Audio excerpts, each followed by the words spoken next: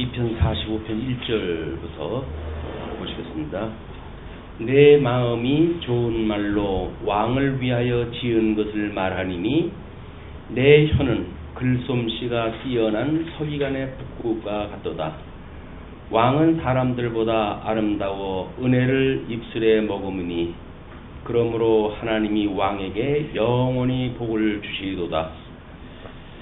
우리 중간에 좀 쉬었기 때문에 흐름을 놓쳐가지고 45편 바로 들어가려고 하면 뭔 얘기인가 뭐 이런 생각이 들 수가 있을 것 같아요. 그 교재에 44편에 대한 그 내용을 먼저 우리 한번 확인을 해볼 필요가 있을 것 같습니다. 왜냐하면 일단 그 저작 시기를 바벨론 포로 시대 초기로 보았다고 하는 것이 우리 이제 지배적인 교계의 그런 그 견해라고 이렇게 이야기를 했습니다. 그런데 지금 이거 이스라엘 멸망으로 인해 가지고 성전이 회파되어졌고 그 다음에 언약 자손은 치욕적인 지금 유수 생활을 갖다 하게 되어지는 그런 그 지경인데 바벨론에서 그들은 이제 이방신을 숭배하는 자들의 손에 굴복해야 되는 기가 막힌 그런 그 때를 맞이했는데 이 종교적 수모를 당할 수밖에 없는 상황 속에서 민족의 구원을 위해 하나님께 간구하는 내용이 우리 44편이라고 이렇게 정리했다고 한 바가 있어요. 그래서 지금 그런 그 지경인데도 불구하고 1절로 8절까지 10주에게 베푸신 은혜를 찬양을 했고 그리고 현재의 패배와 고통을 호소를 갖다 한 뒤에 고난 중에도 하나님을 떠나지 아니할 것과 그리고 구원에 간구하는 것이 44편의 구조라고 이야기를 했습니다. 이제 선민국가가 창건되어지고 그 다음에 분국되어지고 그 다음에 유수되어지고 회복되어지는 이런 그 상황인데 유수기 초기에 이렇게 이야기를 했다고 했어요. 그런데 그 구조를 보게 되면 10쪽에 베푸신 은혜를 찬양을 합니다. 이 창건이 되어진 이 모든 것들은 모세 오경 이제 이 10조에게 언약을 하셨던 이 내용을 따라서 이제 창건이 되어졌기 때문에 지금 그 1절에서 8절까지가 그거를 찬양을 했다는 이야기예요.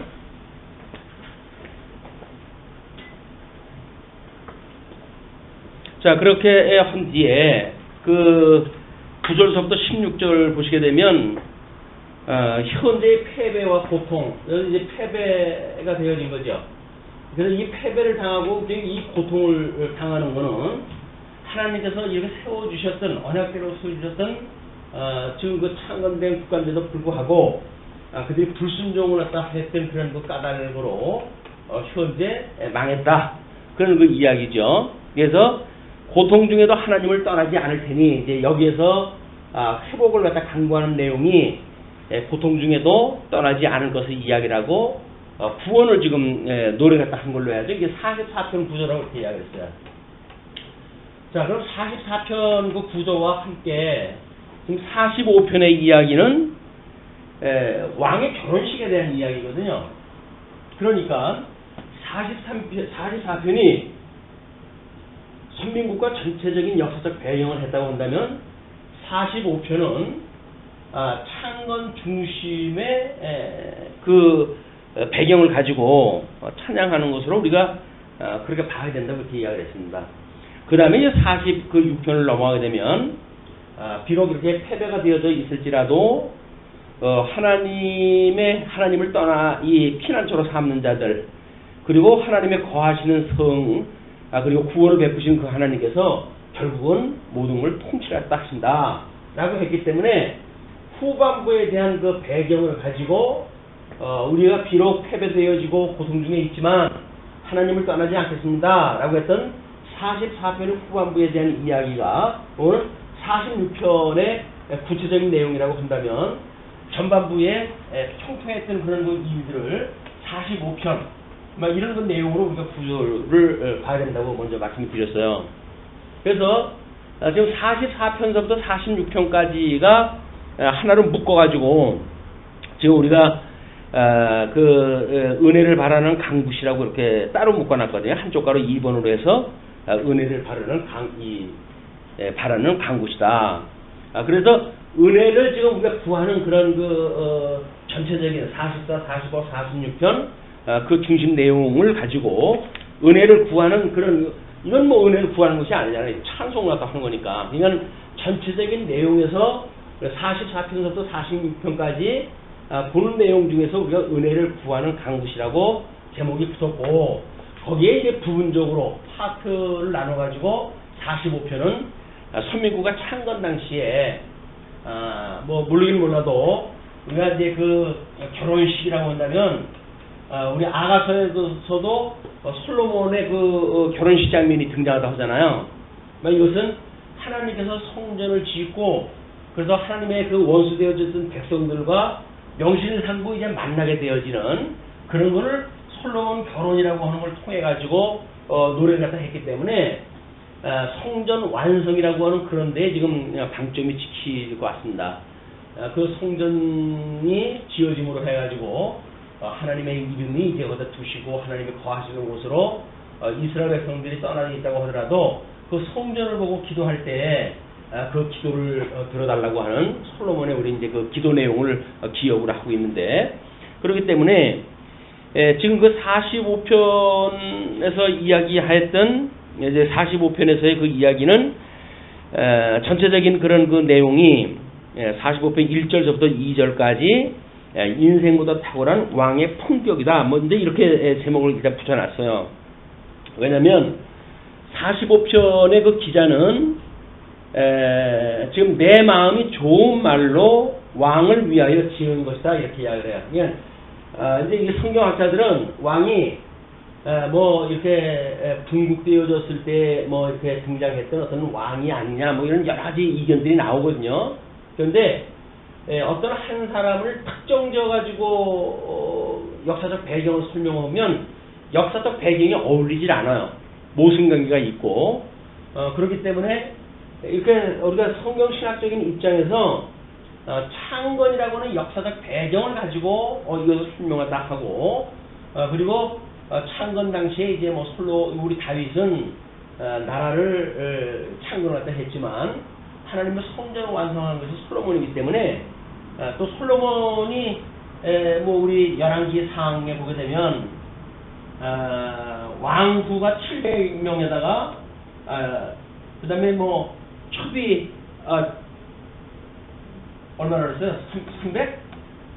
1000명에 가까운 첩을 구원을 이뤘던 분이니까 뭐 그 일대에 아주 조그마한 그런 그 민족을 다 포함을 갖다 했던 그런 데하고 사분관계를 맺었던 그런 그 특별한 그 결혼 경력이 있습니다. 이 결혼 경력이라고 하는 그거는 그만큼 하나님께서 금했지만은 솔로몬이 통일 왕국을 견지하고 이걸 유지하기 위해 가지고 지금 자폰을 갖다 해가지고 인접되어져 있는 나라와 사분관계를 맺는 이런 그 관계를 통해서 결국은 하나님께서 이제 저주를 하시죠. 그래서 내 대에는 망하지 않게 하겠지만은 내 아들 때에 너의 왕위를 다른 사람한테 내가 뺏어 줄 거야. 그러나 이제 내가 다윗하고 한 약속도 있고 그러니까 너의 왕 중에 한 고울만 유다 지파를 통해 가지고 한 지파만 나라를 갖게 할 것이다. 라고 했던 그 언약으로 인해 가지고 분국이라고 하는 이 이제 비극의 역사가 시작되어진 거예요. 이거는 우리가 어떤 직접적인 원인을 보게 되면 솔로몬의 방탕한 데로부터 시작이 되어집니다. 솔로몬이 성전 질 때만 하더라도 뭐 1000번제를 드릴 때만 한다 할지라도 자기가 원하는 걸 구하지 아니하고 백성들의 어떤 그런 안녕을 위해 가지고 세 가지를 갖다 구하지 않았어요. 그래서 수도 구하지 아니하고 구도 구하지 아니하고 전쟁에 나와서 승리하는 것도 구하지 않고 네가 참 지혜를 구했다. 그래서 내가 그 지혜뿐만 아니라 네가 구하지 아니한 그 나라의 3대의 그 요소가 필요한 모든 조건들을 내가 다 주겠다. 이렇게 이야기가 되었단 말이에요. 그러니까는 솔로몬은 그 영광이 하늘을 찌르는 영광이었습니다. 그 하늘을 찌르는 영광이 하나님께로부터 말미암았다라고 하는 은혜를 보여줬던 사건인데 본인은 자기의 쾌락을 중심으로 가지고 써버렸다는데 아픔이 있는 거야. 그걸로 인해 가지고 결국은 이스라엘이 분국이 되어지고 이제 이 비극의 역사가 이렇게 시작이 되어진 겁니다. 근데 뭐 성경이 이런 논리를 가지고 가계의 저주를 끊어야 된다는 동 이렇게 쓸데없는 소리를 또 하는 분들이 있는데 그 사람들은 완전히 그 어떤 동양적 그 사고입니다. 왜냐면 성경에도 그런 얘기가 있잖아요. 이제 너의 그런 그 저주를 1000대 이렇게까지 내가 주겠다. 뭐 이런 그 이야기가 나오고 그랬으니까 그 가계의 저주를 끊어야 된다는 거예요. 이걸 끊기 위해 가지고는 끊을 만한 어떤 이제 무슨 제물로 이제 드리라고 해가지고 유혹을 하는 사람들이 있고 그러는데 여기선 그런 가계의 저주를 끊는 방법은 예수를 믿어가지고 그 가계로부터 완전히 떨어져 나가야죠. 그거 떨어져 나가지고 새로운 신령관계를 구하는 예수 그리스도의 가족이 돼야 되는 거지. 그래서 혈육의 저주를 끊을 수 있는 방법이 없어요. 이거는 그래서 예수를 그리스도로 믿는 우리들이야말로 이런 혈육적 관계로부터 신령적 관계로의 전환이 이제 만들어지기 때문에 조상이 뭐가 잘못됐다는 등 이런 이야기 하면 안 됩니다. 이제는 우리는 이미 그로부터 떠나가지고 새로운 가족 관계가 구성되어진 거거든요. 그런데도 우리 조상 탓을 하고 안 된 거는 조상 탓으로 전부 돌리고 하는 그거는 반복음적인 일들이다. 우리는 그런 그 일로부터 진정한 자유를 누렸고 구속을 누렸기 때문에 그런 그 논리에 우리가 빠져들어가면 안 되겠죠. 어쨌거나 45편에 지금 그 기자가 하는 이야기가 글솜씨가 뛰어난 서기관의 붓굿 같다 이렇게 표현했다 하거든요. 우리 이제 구약세 때 서기관은 성경을 물론 이제 보존하고 전송하기 위한 그런 거 사역을 하죠. 근데 이 사람들은 선지자가 말을 중심으로 해가지고 이제 어떤 그 예언을 했다고 한다면 그런 그 예언되어진 이야기 이런 것들을 성경으로 기록이 되어진 나머지 거를 복사하고 하는 것들이 서기관을 하는 일입니다. 그래서 우리 예수님 오시기 전 한 400년 동안 공백기가 있게 되어지잖아요. 이제 이게. 근데 이 암흑기 동안에 선지자 활동이 완전히 죽어버렸단 말이에요. 그러니까 그때 활동한 것이 서기관들이었어요. 예수님이 오셔서 서기관을 이제 비판하시고 한 그 이야기는 이런 선지자의 말을 글로는 이게 전승이 되어졌는데 그 내용이 뭔지를 파악이 안 됐기 때문에 교조적인 신앙생활을 할 수밖에 없었고 그랬기 때문에 바리새인들과 서기관들을 예수님이 정죄하다 했다. 여기서 나오는 서기관은 글재주가 있는 사람들이 이야기를 합니다. 이제 하나님의 말씀을 기록으로 남기고 하는 사람들이니까. 근데 왕은 사람들보다 아름다워 은혜를 입술에 머금으니 은혜를 입술에 머금었다는 이야기는 그가 말하는 이야기마다 은혜를 입은 자 이 아름다운 품격 있는 이런 걸로 통치를 지금 한다는 이야기겠죠. 그러므로 하나님이 왕에게 영원히 복을 주시도다.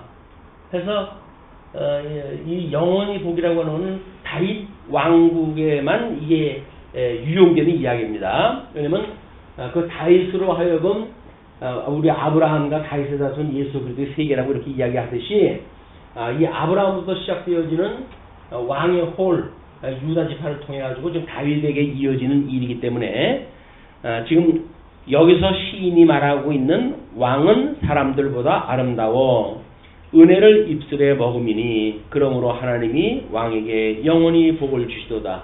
이건 하나님이 복을 주었기 때문에 아름다운 은혜를 입술에 머금은 거 아니에요? 그게 순환적이란 말이에요. 순환적인 것. 우리는 논리를 이야기하다 보게 되면 어떤 원인과 결과로만 해가지고 비교를 했다 하는데 만사는 그렇지는 않습니다. 원인으로부터 결과가 있게 되어지면 이 결과를 우리가 아는 것만큼 원인에 대한 파악이 또 배가가 되어지고 해가지고 이런 순환 기능을 통해 가지고 하나님에 대한 지식이 점점 성장되어진다는 거거든요. 이것은 언약 성취라고 해가지고 그걸로만 끝나버린다고 해서 끝이 아닌 거예요. 그런 논리가 우리 성장이 멈춘 성도의 열매를 맺게 되어집니다. 언약대로 이루어진 거 아니냐 이렇게 이야기 되어지거든요. 근데 우리가 끊임없이 뭐 빈익분, 부익부를 이야기를 하지만 믿음의 생활은 빈익분, 부익부예요. 그래서 믿음이 우리 성경을 통해 가지고 깨달아지면 깨달아지는 것만큼 성경에 대한 것이 더욱 우리가 궁금하고 그 말씀을 깨달으면 깨닫는 것만큼 더욱 믿음이 성장하고 믿음이 성장하게 되면 하나님에 대한 것이 더욱 알고 싶고 이게 자꾸 순환이 되어진단 말이에요. 그런데 뭐 언약대로 이루어진 거야 라고는 형식 논리에 머물러져 버리게 되면 그 다음서부터는 언약적인 근거를 뭐 우리가 굳이 그렇게 알 건 뭐 있겠어요. 이미 도식적으로 다 언약대로 이루어졌다고 그랬으니까. 그래서 실체적으로 오신 예수님에 대한 막 그거를 이야기를 하고 뿐만 아니라 이분이 이루었다고 하는 것이 지금 이제 신약 성경의 이야기인데 성경에서 다 이루어졌다고 하는 그것을 마치 자기한테 이루어진 걸로 착각을 한단 말이에요. 오늘 성경이 언약대로 이루어졌다는 이야기는 이 성경 계시를 믿고 살아가는 성도들이 그 성도들의 믿음에 어떻게 이것이 지금 투영되어지고 현상으로 드러나는 거에 대한 문제 아니겠어요? 근데 성도가 자기의 몸으로 하나님의 그 말씀이 실현되어지는 거는 이미 없어져 버리고 성경 논리만 있는 거예요. 언약대로 이루어졌다라고 하는 거기 때문에 이 믿음이 성도들이 화합되지 못한 믿음으로 끝나버리면 안다.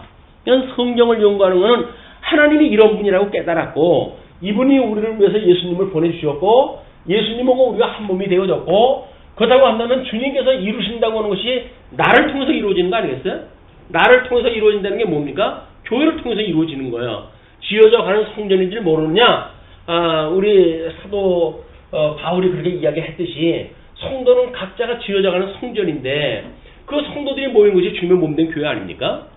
근데 그 성경은 이루어지는데 본인은 이 성도들한테는 안 이루어진다는 건 말이 안 되잖아요.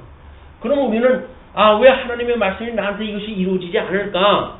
라고 하는 어떤 궁극스러운 그런 그 마음을 가지고 하나님 앞에 기도하고 하나님의 뜻대로 이루어져서 주세요. 뭐 이런 기도가 우리가 필요한 건데 뭐 잘 돌아가는 세상인데 뭐 굳이 뭐 기도 안 한다고 해가지고 우리 먹고 사는데 뭐 어려움이 있습니까? 뭐가 있습니까? 배부른 시대는 신앙생활 하기 어려웁니다. 말씀을 깨닫고 우리가 말씀을 가지고 살아가는데도 불구하고 이런 게 잘 안 되는데 이 말씀이 어떻게 운동되는지도 모르는 사람들한테는 이게 너무 요원한 일이에요. 믿음이라고 하는 그거는 그냥 가상적으로 내 열심으로 해가지고 인본주의적인 이런 그 어떤 믿음 생활이라고 착각하기 쉽다. 뭐 예수를 믿는다 그러는데 어떤 그 마음의 변화도 없는 것 같고 그러니까 열심히 해도 보여야 될 거 아니겠어요. 그래 뭐 내가 믿는다라고 하는 걸 자꾸 자기한테 이제 입력을 시키는 거야. 나는 예수님을 믿어. 내가 그래서 이렇게 열심히 하는 거야. 이렇게 자기를 암시에다 줘가지고 참여를 걸듯이 신앙생활도 하는데 그렇지는 않다. 이 하나님의 언약대로 이루어지는 하나님의 말씀, 이 말씀 안에 우리가 있고 말씀이 운동을 한다고 한다면 성도들에게는 마땅히 여기서 이루어지는 구약에서 이루어지는 예수 그리스도의 성취사역이 성도들을 통해서 이게 일어난다, 드러난다. 이건 우리가 끊임없이 이걸 이제 확인한다 해야 돼요. 근데 우리 삶이라고 하는 것이 하나님의 말씀이 지금 운동력으로 드러난다.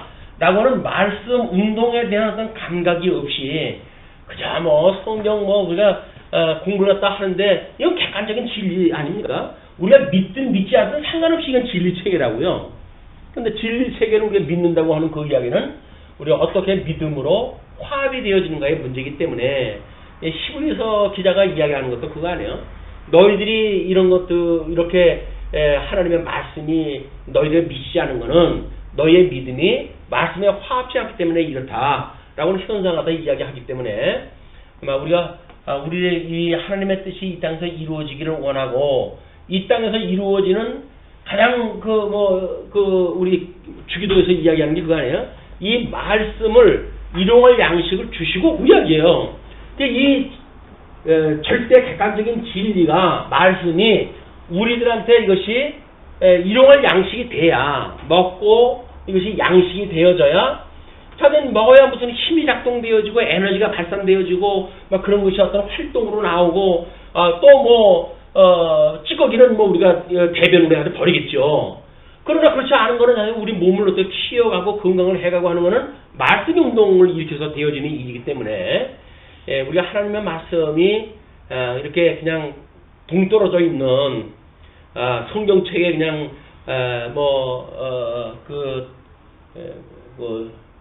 마치 그냥 활자화되어져 있는 그걸로 머무르는 이것이 아니다. 말씀은 살았고 운동력이 있다. 그 운동력이 있는 것이 지어져가는 이 성도들에게 예수 그리스도의 그 약속이 지금 이루어지고 있다고 하는 것이 그냥 인식을 할 수밖에 없잖아요. 내 몸에서 이루어지는 사건이니까 이걸 끊임없이 우리가 기도할 일이다. 우리 몸에서 지어져가는 성전으로 해가지고 하나님의 뜻이 이 땅에서 이루어졌으면 좋겠어요. 그럼 우리 어차피 두 가지 어떤 그 마음을 가지고 사니까 우리가 우리에게 죄 진 자를 사하여 준 것처럼 우리 죄를 사하여 주시고 그냥 끊임없이 성도 간의 사랑의 관계가 여기서 이제 되어지는 거 아닙니까? 죄를 용서받았으니까 죄를 용서하고 하나님 앞에 우리가 죄를 용서받았으니까 죄를 용서해 주십시오. 그 얘기 아니겠어요? 이 죄를 용서하다 해달라고 하는 이 사죄에 대한 이게 구원이에요. 사죄라고 하는 게 구원 아니에요? 사죄라고 하는 게 구원. 그러니까 이 구원에 대한 이야기는 결국 우리가 우리에게 잘못한 사람을 용서해 준 것처럼 우리의 잘못을 용서해 주십시오. 라고는 신앙 고백으로 나타날 수밖에 없고 우리가 이 사망 세계에 어쩔 수 없이 육체의 소욕에 있으니까 우리를 이 세상에 살아가는데 사방에 지금 사회적인 영역, 경제적인 영역, 정치적인 영역 전체가 여기에 올무를 놓고 지금 이 사단들이 우리를 갖다가 함정을 파놓고 기다리는 거 아니에요? 한 발짝만 삐끗하면 너는 나한테 죽어 이 이야기 아니에요. 내가 널 잡아먹겠다 그 이야기 아니에요. 호시탐탐 이 마귀는 마치 우는 사자와 같이 우리를 에워싸고 있는데도 불구하고 우리는 위기의식이 전혀 없다고 한다면 우리는 하나님을 믿어서 위기의식이 없는 게 아니에요. 하나님을 모르기 때문에 위기의식이 없는 거야. 성경이 뭔지 모르니까 위기의식이 없지. 어떻게 위기의식이 없을 수가 있겠어요. 그러니까 우리는 끊임없이 우리가 이 시험에 빠지지 않게 해주세요라고 하는 걸로 지체를 가려져 있는 거예요. 아침에 밥 먹기 일어나고서부터 전부 시험거리 아닙니까? 눈에 보이는 게 전부 성질 나고 그러면 전부 시험거리죠. 왜 눈 뜨자마자 왜 성질이 나요? 자기 평온치 않다는 거예요 지금. 그러니까 그거를 우리는 다른 사람이 이래서 다른 사람이 저래서 이렇게 이야기하는데 아닙니다. 내 심령의 안식이 없으니까 지금 성질이 나는 거예요. 그리고 핑계거리가 없으니까 옆에 있는 사람 핑계 잡아가지고 화 풀고 이렇게 되어지는 거 아닙니까? 이게 성도의 삶이 이게 왜곡되어진 거란 말이에요 지금.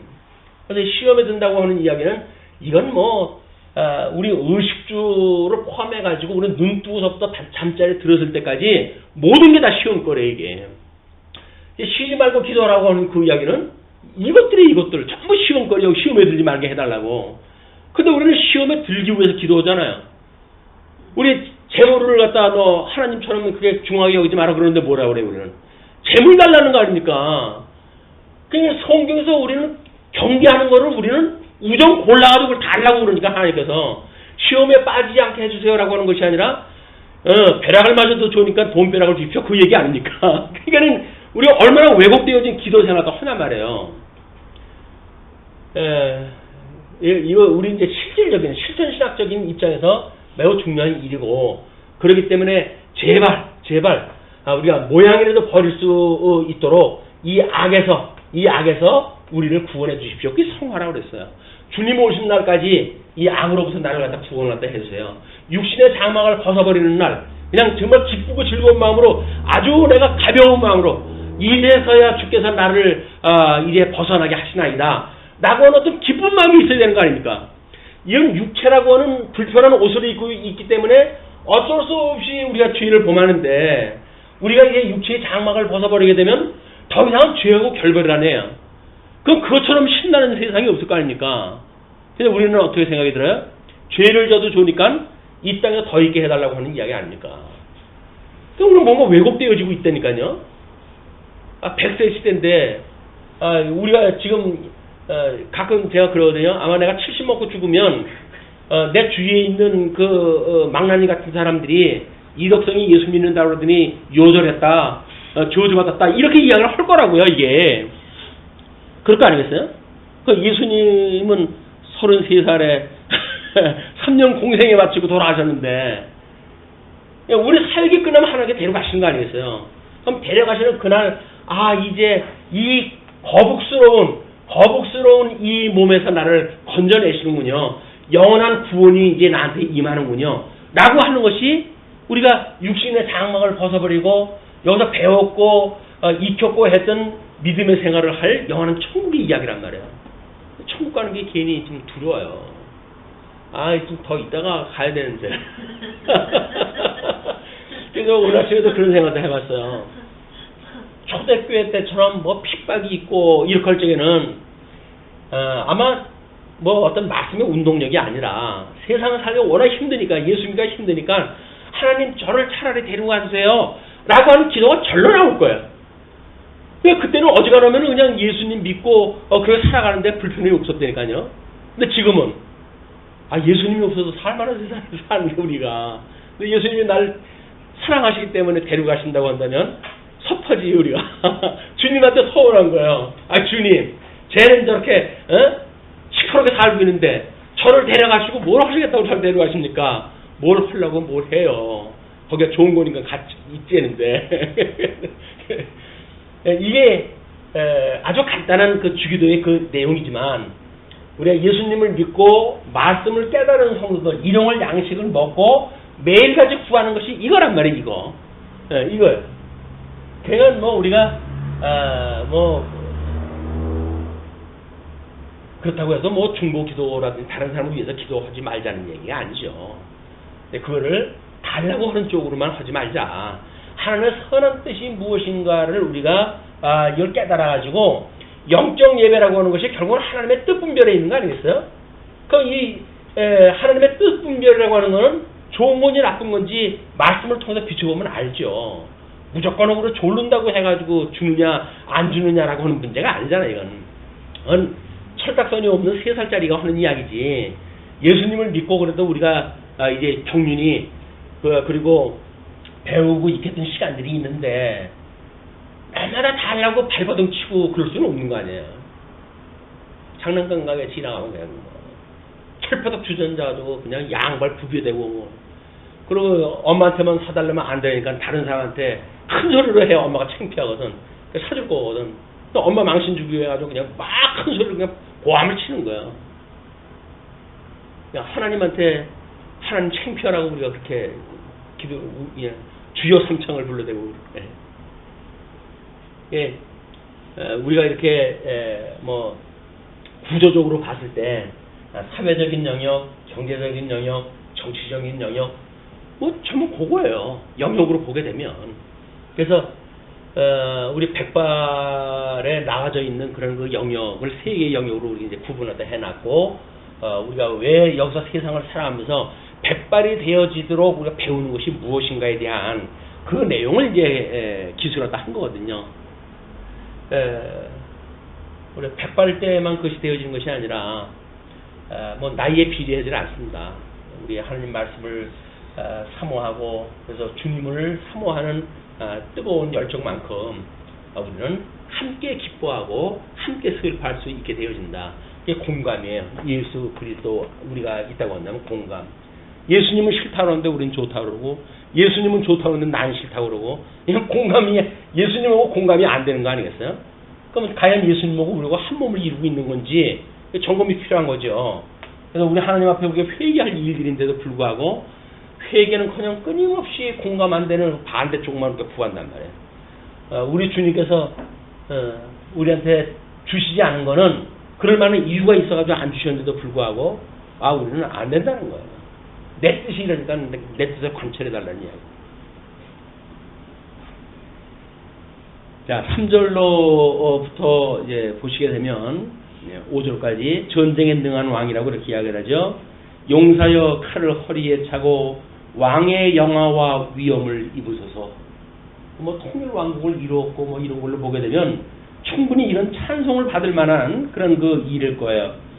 왕은 진리와 온유와 공의를 위하여 왕의 위엄을 세우시고, 물론 이 왕이라고 하는 것은 장차 오실 만왕의 왕에 대한 예표적인 그런 그 이야기죠. 그렇기 때문에 지금 칼을 허리에 차고 왕의 영화와 위엄을 입으소서, 그리고 진리와 온유와 공의를 위하여 왕의 위엄을 세우시고, 위엄을 입으소서라고 했는데 그 위엄을 어떻게 세워야 되는가? 왜 세워야 되는가? 그것이 진리, 이게 진리, 그 다음에 온유, 그 다음에 공유, 이 공의, 그 이야기예요. 뭐 우리 온유라고 하는 거를 사랑이라고 하는 그런 그 맥락으로 보게 되면 아마 진리를 알지니 진리가 너희를 자유롭게 한다고 그러지 않았어요? 그 자유가 뭐예요? 그래서 뜻분별한다고 하는 이 자유가 결국은 온유와 공의입니다. 하나님이 싫어하는 것, 하나님이 좋아하시는 거예요. 예수님의 성전을 뒤집어 엎었던 것이 왜 뒤집어 엎었던 거예요? 하나님을 사모하는 마음이 강도의 구조를 만들어 놓는 그 상황을 놓고 볼 수가 없었던 거예요. 그래서 다 뒤집어 엎은 거란 말이에요, 그게. 하나님의 공의의 심정을 가지고 그 일을 다 한 거다. 예수님을 믿는다고 한다면 예수님이 싫은 거는 나도 싫을 뿐만 아니라 다른 사람이 그 이야기를 한다면 나도 그 싫은 감정이 나와야 되는 거거든요.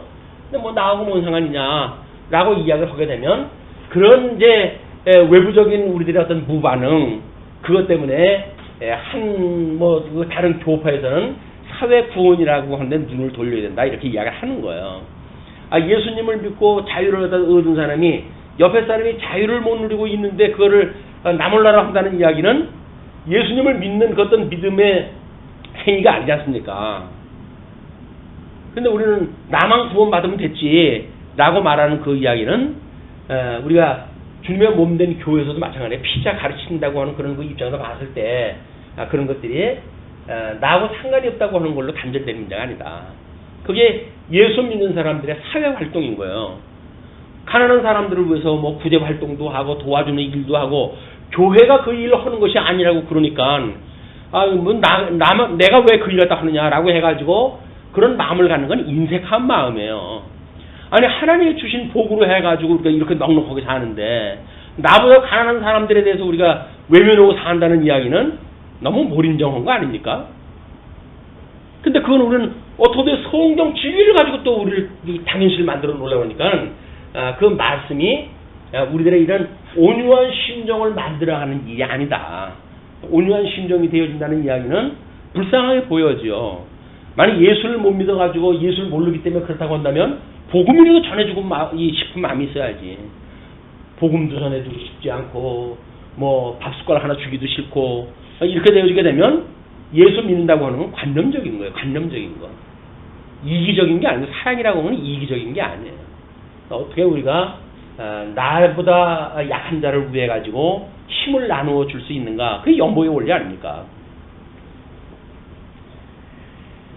자, 그리고 이제 병거에 오르서서 왕의 오른손이 왕에게 놀라운 일을 가르치리이다. 예, 왕의 오른손이라고 하는 것은 우리 하나님께 붙들고 있는 손이니까 그 하나님께서 놀라운 일을 당신한테 가르칠 겁니다. 그 이야기죠.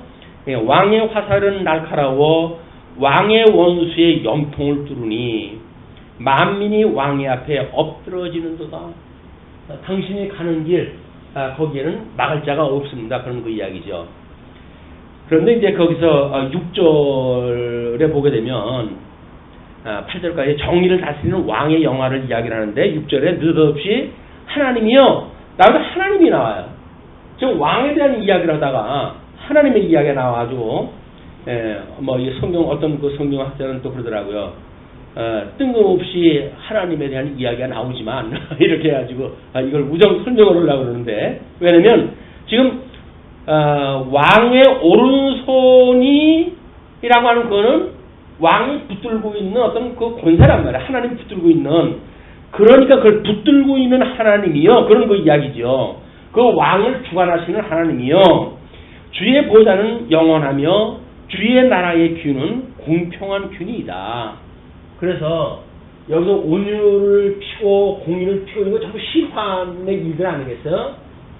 심판을 갖다 베푸는 왕이 주라고 하는 것이 왕의 홀인데 그것이 어떤 기준이 지 마음대로 들쑥날쑥한다고 한다면 이미 공의가 없어지는 거예요. 우리가 이 객관적인 진리에 의해서 이 규가 정해져야 된다. 자기 마음속 쪽에는 뭐 하루와 같이 다 용서해주다가 자기 조금 성질나면은 전부 정결해버리고 그 뭐 어떤 장단에다 이걸 맞추고 살겠어요. 왕이라고 한다면 특히 이 규가 공평해야 된다. 그런 그 이야기죠. 하나님은 그러시단 말이에요. 그러니 그런 하나님이 오른팔을 붙들고 계시니 왕은 정의를 사랑하고 악을 미워하시니 그러므로 하나님 곧 왕의 하나님이 즐거움의 기름을 왕에게 부어 왕의 동료보다 뛰어나게 하셨나이다. 그래서 왕으로 기름 부음 받은 자는 그 시대를 사는 사람들보다 뛰어나게 하나님이 지금 섭리하다 해 가시는 거예요. 그것이 달란트도 마찬가지죠. 우리가 어떤 달란트를 하나님 앞에 받았는가, 이거에 따라서 다른 사람보다 우월한 어떤 달란트를 받았다고 한다면 이걸 주를 위해서 이걸 써야 되는 것들이거든요. 그런데 죽으면 썩으려면 살을 위해 가지고 이런 걸 가지고 다른 사람을 위해서 쓰기는커녕 꼭꼭 숨겨놓잖아요. 나만 위해서 쓸 거야. 잘 쓰다 잘 가십시오.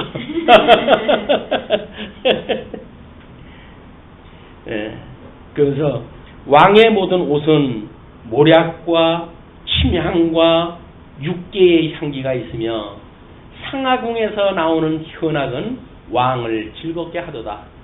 뭐 솔로몬 그 왕궁도 그 보좌로 되어져 있다고 이렇게 설명할 때 했잖아요.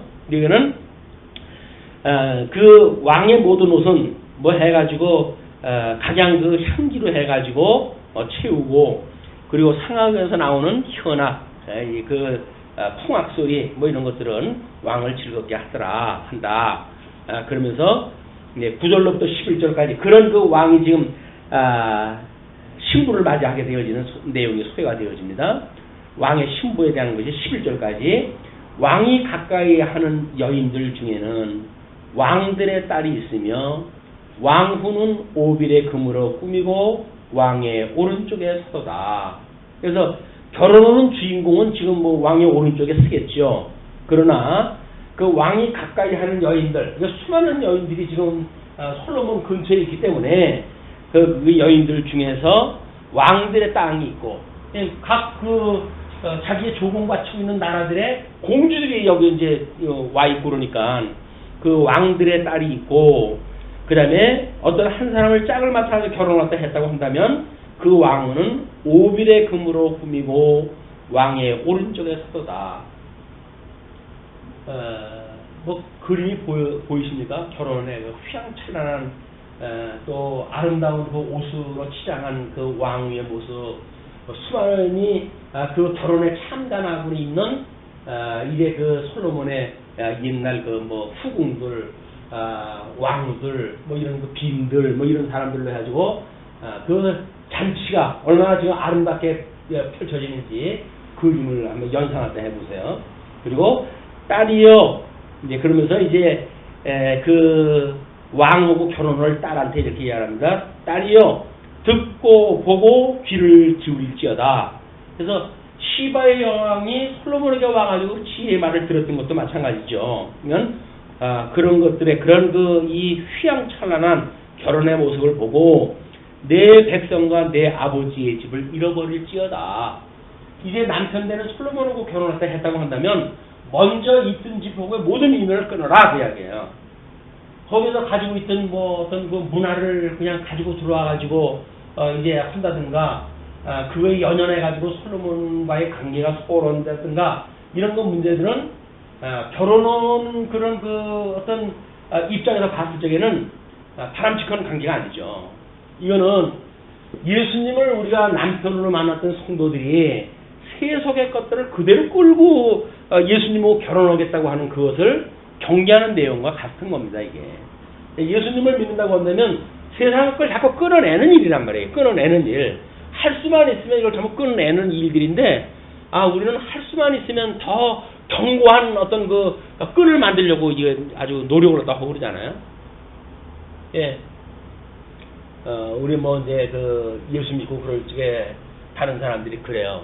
술집에 가자면 술집에 가나 노래방 가자면 노래방을 가나 뭐 자기네들하고 어울리질 않으니까 당신은 무슨 재미로 사느냐고 그렇게 이야기했대요. 그럼 다른 사람들은 그런 것들이 듣기 싫으니까는 그저 뭐 그래 들러리라도 서줄게 해가지고 가가지고 인연을 끊기 싫어가지고 그 사람도 어울리고 그러잖아요. 근데 우리는 그렇게 이야기를 하죠. 당신은 술 먹는 재미로 세상을 삽니까? 아니잖아요. 그걸 뒤집어서 말하게 되면 지 욕이에요, 그게. 근데 자기는 대놓고 당신은 무슨 재미로 삽니까? 이렇게 이야기를 한다니까요. 그럼 뒤집어가지고 당신은 술 먹는 재미로 세상을 삽니까? 내가 물어보죠. 더 말도 안 되는 거 아니겠어요? 당신은 뭐 노름 오는 재미로 해가지고 세상 삽니까? 고스톱 치는 재미로 세상 삽니까? 노래방 가서 노래 부르는 재미로 세상 삽니까? 라는 걸 물어보게 되면 아닌 게 너무 자명하게 드러나는 거예요. 근데 다른 사람이 우리를 향해서 그런 질문을 또 하게 되면 왠지 괜히 좀 미안한 생각이 들고 내가 너무했나? 라는 생각이 들어가지고 그 사람의 말을 조금은 들어줘야 될 것 같은 자꾸 약해지는 마음이 생긴단 말이에요. 근데 그거는 이 사람들이 속이는 거예요. 외롭게 만들려고. 근데 우리 주님이 우리를 다 친구로 삼았다 그랬잖아요. 그럼 주님하고의 친구 관계를 유지하려고 한다면 어떻게 돼요? 우리 주님이 원수로 삼는 사람들하고 같이 친구가 되어질 수는 없는 거 아니겠어요? 아니 주님하고 원수하고도 친구고 주님하고도 친구고 그걸 예수님이 뭐라고 그러시겠어요? 아유 저 싸가지 없는 인간. 내가 그렇게 싫어하는데 걔하고 그렇게 놀고 싶니? 그럴 거 아니겠어요? 다음에 주님 뭐 저 심심한데 좀 저하고 놀까요? 야 싫어 나도. 그럴 거 아니겠습니까? 주님이 싫어하는 거는 나도 싫어하는 것. 이것이 아까 참여되는 거라 그랬어요. 공감이라고 얘기하죠. 공감. 하나님의 뜻을 분별하는 일들. 그것이 우리 사도 바울은 고린도전서에서 진리와 함께 기뻐한다라고 하는 이런 사랑으로 이걸 표현했다 하는 거예요. 하나님을 사랑해요. 제가 주님을 사랑해요. 라는 이야기는 뭐예요? 세상을 끊어버리고 주님하고만 이제 가까이 하고 싶어요. 그 이야기거든요. 주님하고만 가까이 하고 싶어요. 근데 이제 주님 믿는 거는 제가 한 몸이 된 거니까 뭐 어디 갑니까 주님? 그러니까 제가 딴 짓 한다고 해가지고 주님을 떠난 건 아니에요. 라고 우리 스스로를 자꾸 핑계를 대잖아요. 그런데 우리 결혼을 갖다 해가지고 남편한테 당신하고 나하고 결혼을 갖다 했는데 내가 다른 남자하고 노래방을 가고 그런다고 해가지고 당신이 믿거나 당신하고 결혼 생활을 포기하거나 그런 건 아니잖아.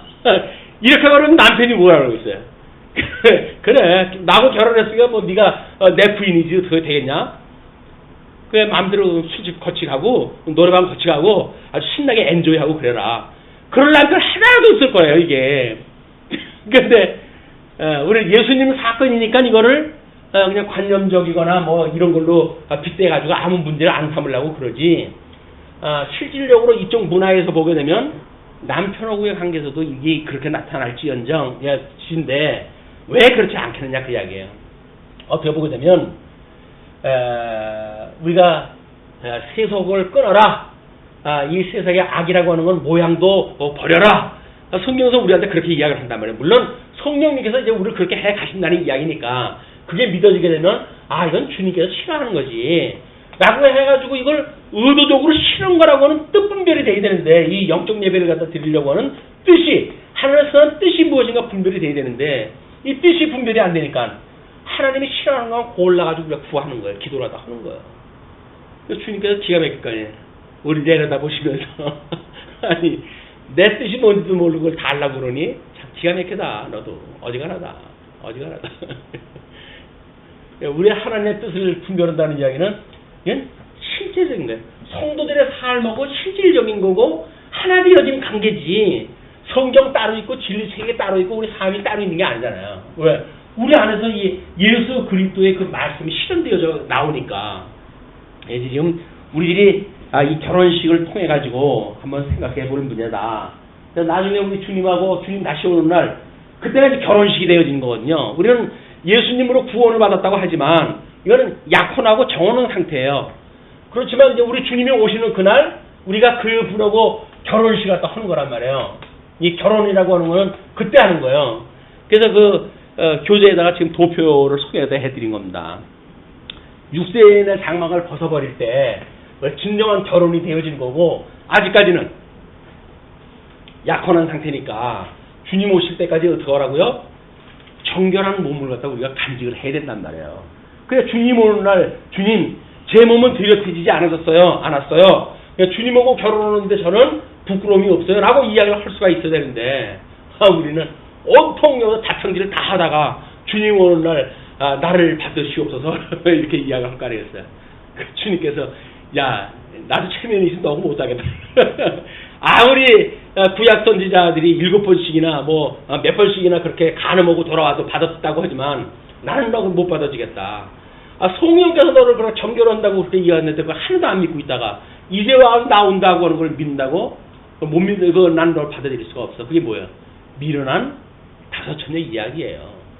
성령의 그 기름으로 해가지고 이 남편 올 때 기다려야 되는데, 신랑 올 때 기다려야 되는데, 기름 준비 하나도 안 하고 성령 무슨 성령 그냥 내 좋은 대로 살면 됐지 라고 하다가 나중에 주님 오니까는 기름 떨어졌는데 주님 좀 기다리시오라고 하면 주님이 뭐라 그래요?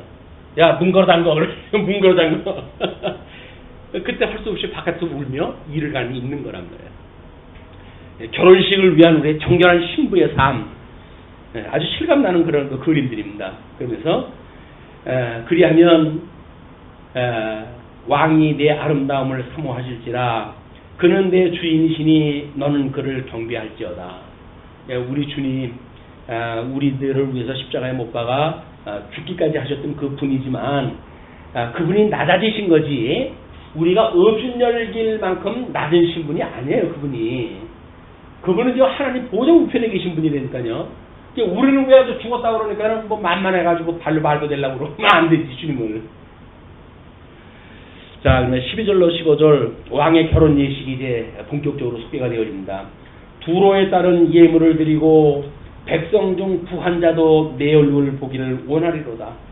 그냥 결혼식에 꾸러미 이제 예물을 가지고 와가지고 그 신랑 얼굴 한번 보기 싶어가지고 이런 것들이 그 시바의 여왕에 대한 그런 그 그림을 영향을 넣었다고 하시면 될 것 같아요. 왕에 따른 궁중에서 모든 영화를 누리니 그의 옷은 금으로 수놓았도다. 그러니까 얼마나 예쁠까요? 이걸 지금 우리가 입는 옷을 이야기를 하는 겁니다. 수놓은 옷을 입은 그를 왕께로 인도함을 받으며 시종하는 친구 처녀들도 왕께로 이끌려 갈 것이라. 이 시공용적으로 보여주는 세계에서 아름다운 모습을 지금 를 표현하기를 뭐라고 그랬죠? 금으로 수놓은 옷을 갖다 표현하다 한 거예요. 근데 우리 주님 오는 날 우리는 어떻다고요? 그래서 빛을 발하는 거야. 빛을 발하고 있다 그러잖아요. 수놓고 하는 건 가시적인 세계 속에서 가능한 일이지만 우리 영원한 하나님과 결혼하는 그날은 우리의 빛이 하얗게 여기서 빛이 나요. 이게 흰옷처럼 빛이 나게 되어진다. 이것이 구원받는 우리들의 아름다운 모습이라는 거죠. 하나님의 영광으로 해서 가득 찬 그런 그 모습. 그러면서 그들은 기쁨과 즐거움으로 인도함을 받고 왕궁에 들어가리로다. 우리 재림하는 날, 예수님 재림하는 날, 아니면 우리가 우리 주님 오실 날이 아직 멀었으니까 육신의 사망을 벗어버리고 주님 계신 그 궁으로 들어가는 날, 그 이야기 해주는 거라니까요. 가고 싶지 않으세요? 수놓은 입고 옷을 입고 온 세상 사람들이 다 얼굴을 한번 보기를 원하는 그 신랑 예수하고 지금 결혼으로 우리가 들어가는데 어떠십니까? 기분이? 웨딩 마치 맞춰가지고 신부 입장소에 들어가지고 신부 입장하는 거고 비교가 되겠어요? 너무 좀 멋있는 그림으로 연상 안 됩니까? 가고 싶다. 그래. 나도 거기 가고 싶다. 왕의 아들들은 16절, 17절 왕의 나라의 영원함을 이렇게 이야기합니다. 왕의 아들들은 왕의 조상들을 계승할 것이라. 왕이 그들로 온 세계의 군왕을 삼으시로다. 만왕의 왕이 되셔가지고 모든 그 빛과 어둠을 다 통치하시는 만군의 주로 그분이 오신다. 내가 왕의 이름을 만세에 기억하게 하리니 그러므로 만민이 왕을 영원히 찬송하리로다. 여기서 내가라고는 1인칭이 나오죠. 그 이야기는 1절에 내 마음이 좋은 말로 왕을 위하여 지은 것을 말하니 해가지고 이 지은 사람이 이야기를 하는 거죠.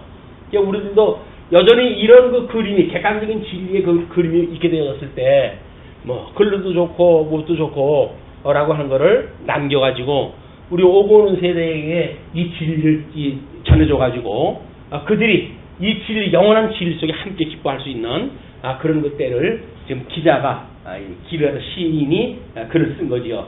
그렇게 했을 때 그 왕의 이름을 만세에 기억하게 하리니 그러므로 만민이 왕을 영원히 찬송하리로다. 우리가 그 증인으로 부름을 받았어요. 증인으로 이 놀라운 그 부름을 갖다 받았다. 우리 주님 오시는 그날까지 우리가 무엇인가 주를 위해서 살아왔던 그런 그 일들로 인해서 그것이 우리는 힘이 약하니까 주님의 몸된 교회를 우리가 이렇게 섬기는 일로 이것이 어떤 전체적인 일로 만들어지는 거 아니겠어요? 우리 교회에 주었던 여러 가지 조건으로 해가지고 우리가 참석되어진 사람들에 의해서 진리가 전승되어지고 보수되어지고 이것이 우리한테 실현되어지는 거란 말이에요. 우리가 교회 생활하는 그거는 이런 말씀이 지금 이게 실현되어지고 있는 거라니까요. 우리가 교중의 어떤 이론으로서 주님의 이 진리를 전승하고 보수하는 이런 그 일들을 우리의 손을 빌려가지고 하나님께 이걸 해가신단 말이에요, 지금. 그리고 우리 교회의 발걸음을 옮기는 거 하나가 뭡니까? 하나님의 이 말씀이 지금 우리에게 드러나고 있는 거라니까요.